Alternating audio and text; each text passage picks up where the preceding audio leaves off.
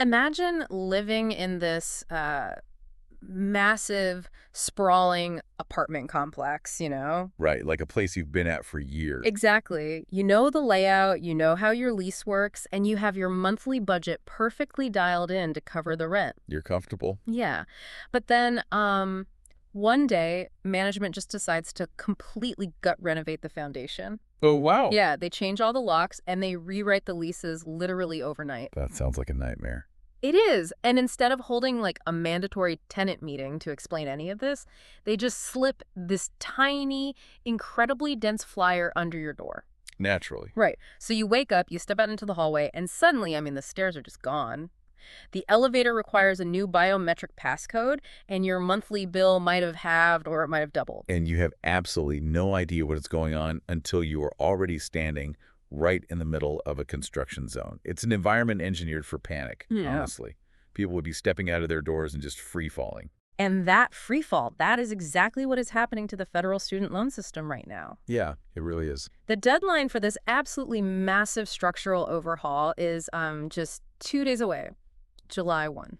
So our mission today on this deep dive is to be that emergency tenant meeting for you. Because somebody has to do it. Exactly. We are going to cut through all the noise, decipher that flyer, and decode the actual mechanics of what is changing because the scale here is, well, it's staggering. It's huge. We are talking about 42.8 million Americans. That is 1 in 6 adults who hold federal student loans, all facing a total rewiring of their financial obligations. And what's fascinating here is the sheer disconnect between the magnitude of these incoming changes and the public's awareness of them. Yeah, the polling on this is wild. Right. You have 1 in 6 adults scaring down a fundamental structural shift in their personal finances.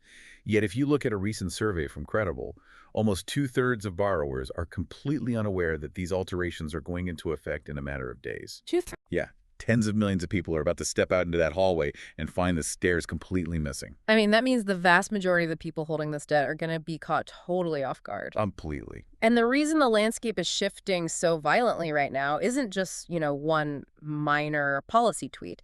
It is a collision of major governmental forces. A perfect storm, really. Exactly. We are looking at the fallout from the congressional One Big Beautiful Bill passed last year, which is now overlapping with recent executive orders. And then on top of all that, running headfirst into a series of highly disruptive federal court rulings. It is a legislative and judicial perfect storm.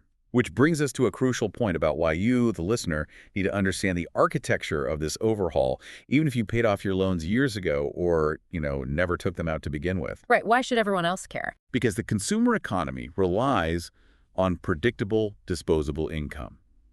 When 1 in 6 adult suddenly experiences a volatile shift in their monthly financial obligations, whether that means they suddenly gain hundreds of extra dollars a month, or they are suddenly hit with massive, unexpected bills, it sends immediate shockwaves through the entire economy. That makes a lot of sense.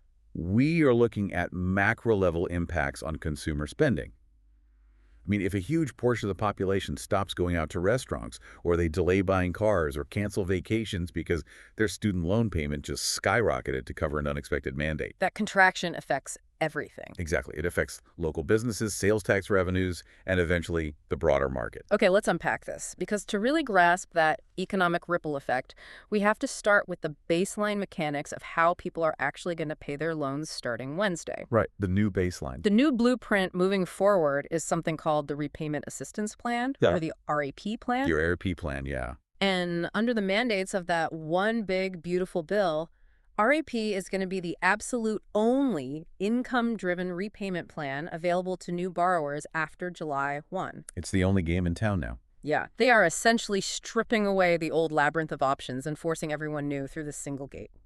And, streamlining the system does eliminate some of the confusion, but the mechanics of how RAP calculates your specific obligation are highly customized. How so? Well, rather than a flat percentage, your monthly payment will be calculated on a sliding scale of 1% to 10% of your income. Okay, a sliding scale. Yeah, the sliding scale is intended to capture a more accurate picture of your discretionary income. But beyond the percentage, they've implemented a very specific deduction to ease the burden on growing families. Right, I saw this in the notes. Borrowers are actually allowed to subtract $50 per dependent child directly from that monthly payment calculation. That structural shift alone changes the math for millions of families.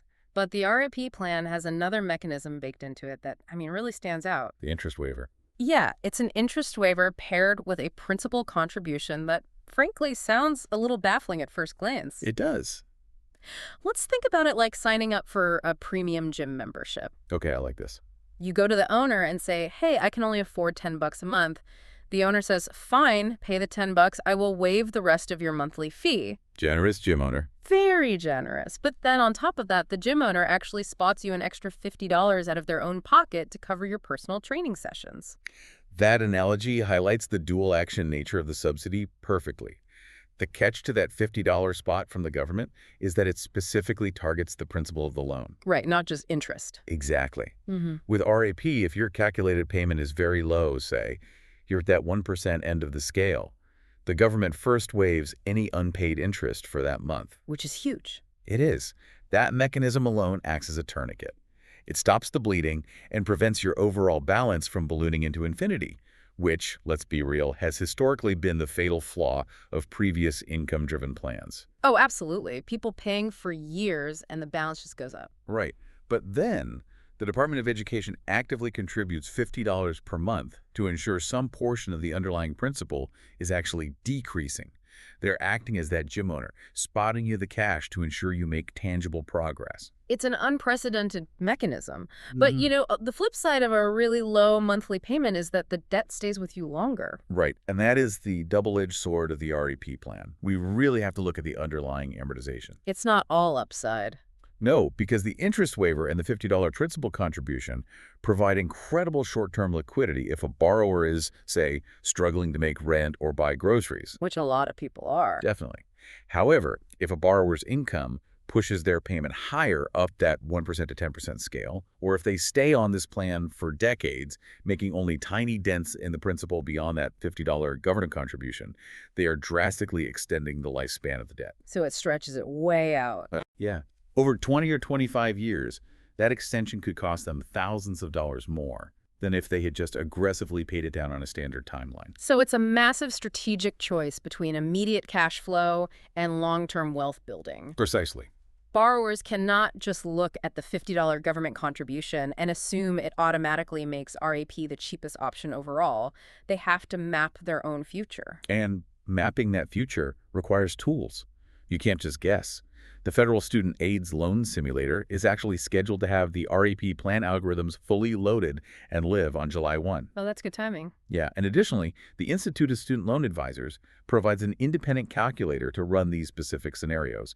Borrowers really have to run their own numbers. Which naturally brings us to the millions of borrowers who, well, they don't have the luxury of taking their time to map their future because they're essentially being evicted from their current repayment plans. Yeah, a forced transition. RAP isn't just arriving as a shiny new option. It is actively replacing a system that just collapsed. Right. If we connect this to the bigger picture, the urgency of the July 1 deadline isn't merely about the RAP plan opening its doors. It is about the Biden era saving on a valuable education plan, the SAVE plan imploding. Right. And the SAVE plan has been operating in the state of legal purgatory For a while now. Millions of borrowers were placed in an administrative limbo, essentially a massive systemic forbearance for almost 2 years. Because federal courts were actively debating whether the SAVE plan was legally sound, borrowers haven't been required to make payments. And, human psychology dictates that when you don't have to pay a bill for 2 years, you get used to that reality. Of course you do. People baked a $0 student loan payment into their household budgets. They took on car loans or signed leases for a higher rent based on that artificial disposable income. Yeah.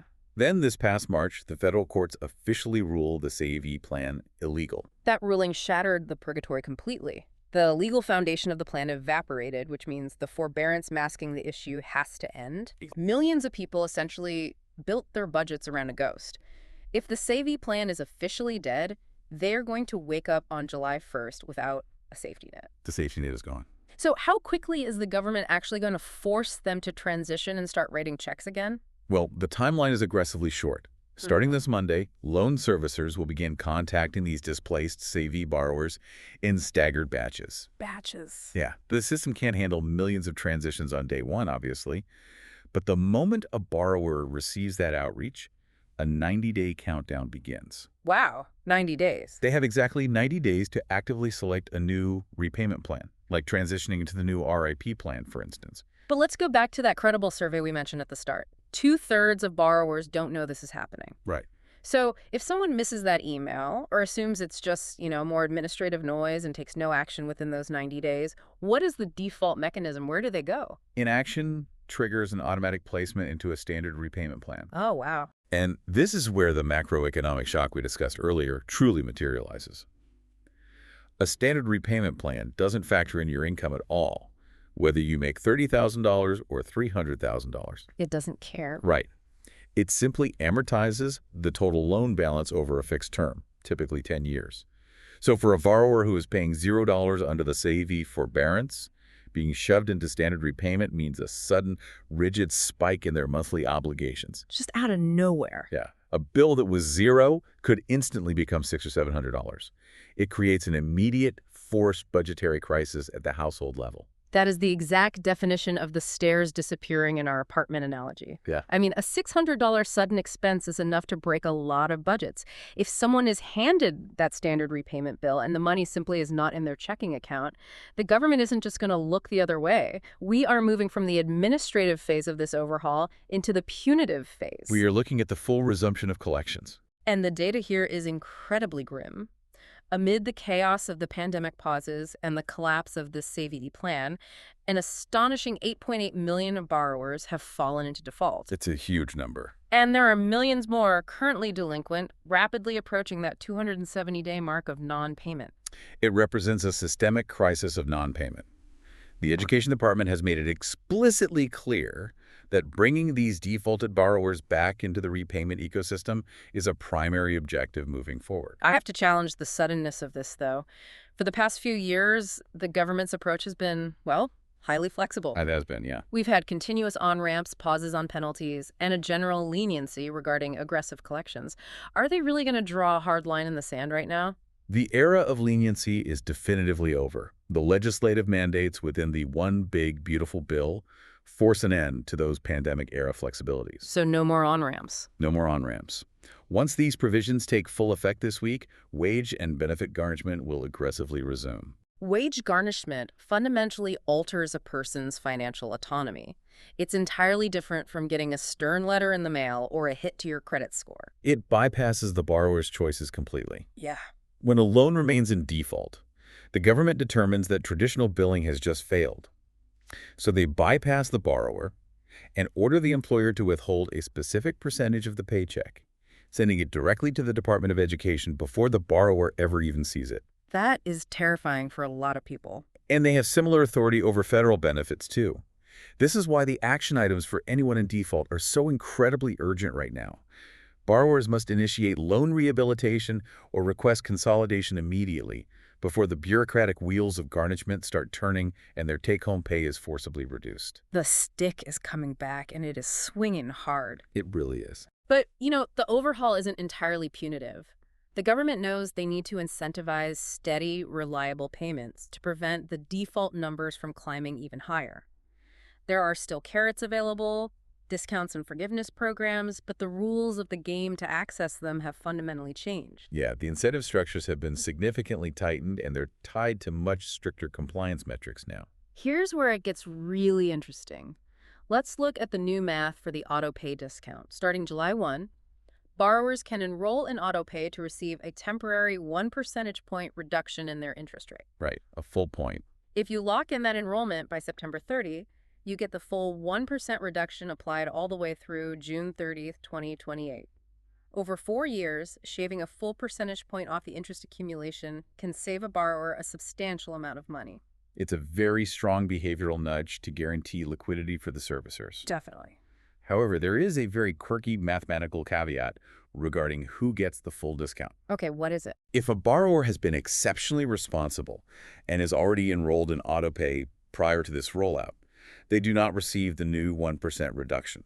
they receive a 0.75 percentage point reduction. Wait, that seems entirely counterintuitive. The people who have been doing the right thing all along and securing the system get a smaller discount than someone who scrambles to sign up at the last minute in August. I know, on the surface, it absolutely looks like a penalty for early compliance. But the underlying objective of the policy is mathematical equalization. How does that equal out? Well, previous auto-pay incentives often provided a 0.25% reduction. By giving existing enrollees an additional 0.75% reduction, it brings their overall effective rate cut to exactly 1%, perfectly aligning them with the new enrollees. Oh, okay, I see. Yeah, it levels the playing field moving forward through that June 2020 deadline. That makes the math work, but actually accessing that level playing field comes with its own set of hurdles. The discount is not a universal blanket offer. Not at all. Mm. Eligibility requires navigating several specific gates. What are they? First, the loans themselves must have originated after July 1st, 2012. Older debt does not qualify. Okay, check. Second, if a borrower is one of those millions currently parked in the defunct Save E-Plan's forbearance, they cannot claim the discount while their account is inactive. They must formally transfer to an active repayment plan. Makes sense. And finally, any borrower in default must fully consolidate their loans and demonstrate a resumption of payments to qualify. The discount requires perfect standing. And maintaining perfect standing is the entire foundation of the biggest incentive program in the system, public service loan forgiveness. Right, PSLF. This program is a massive recruitment tool for the public sector, designed to discharge a borrower's remaining balance after 10 years of payments while working for a government or nonprofit organization. But the definition of what constitutes an eligible nonprofit is undergoing a radical shift on July 1st. Yeah, the parameters governing who gets to keep that promise of forgiveness are being rewritten at the executive level. A new executive order, signed in March 2025, fundamentally alters the Department of Education's oversight authority. And we should pause here because this is where the policy intersects with some very intense political debates. We want to be absolutely clear with you, the listener. We are strictly impartial here. We are not taking a side or endorsing any viewpoints. We are just objectively reporting what is in the source material so you know the reality of the new legal landscape. Exactly. Our job is just to look at the mechanics of the order. And the order grants the department the power to proactively restrict PSLF eligibility based on the operational nature of the employer. So it's about what the employer does. Right. Specifically, they can strip borrowers of their eligibility for forgiveness if they determine the organization engages in activities with a substantial illegal purpose. And the department hasn't left that phrase up to vague interpretation. They have explicitly outlined the specific organizational activities they are targeting under this new authority. Yes, the directive is highly specific. The Education Department will target organizations determined to be violating federal immigration laws, supporting terrorism, engaging in gender-affirming care for minors, or utilizing illegal discrimination. So if your employer does any of those things. Right. If a borrower has dedicated their career to a nonprofit or public entity that the department subsequently flags for engaging in any of those specific activities, that borrower's path to loan forgiveness will be severed. The fallout from tying a financial contract to these highly volatile social and political issues have been immediate. Student loan advocates are fiercely criticizing the rule, arguing that it weaponizes the PSLF program. That's their main argument, yeah. They contend it transforms a neutral financial agreement based on public service into an enforcement mechanism for ideological compliance.